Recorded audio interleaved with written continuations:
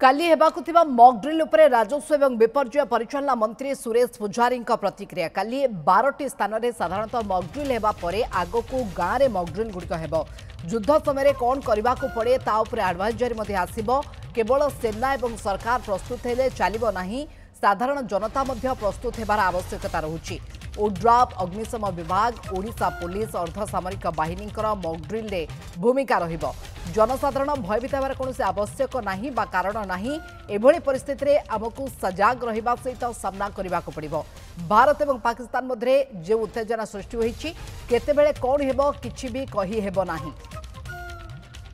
ये लड़ई भारतवासींकर लड़ई, समस्त भारतवासी प्रस्तुत होगा कथा एवं जो भी परिस्थिति उत्पन्न हो आकू ताकू सामना करने आम प्रस्तुत रहा कथा। से क्रम ये ड्रिलटा गोटे रूटीन काम, ये परिस्थिति में ड्रिल होता है।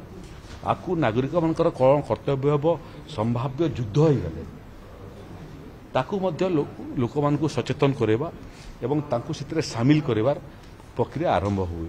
ये जो ड्रिल हो मत लगे यहाँ प्रथम पदक्षेप। आकू कौन परिस्थिति है नागरिक कौन करेंगे तार मध्य ट्रेनिंग आरंभ हो जन को से बाबद सचेतन करार सचेतनता कार्यक्रम आरंभ हो। तेणु भारतवर्ष प्रस्तुत अच्छी।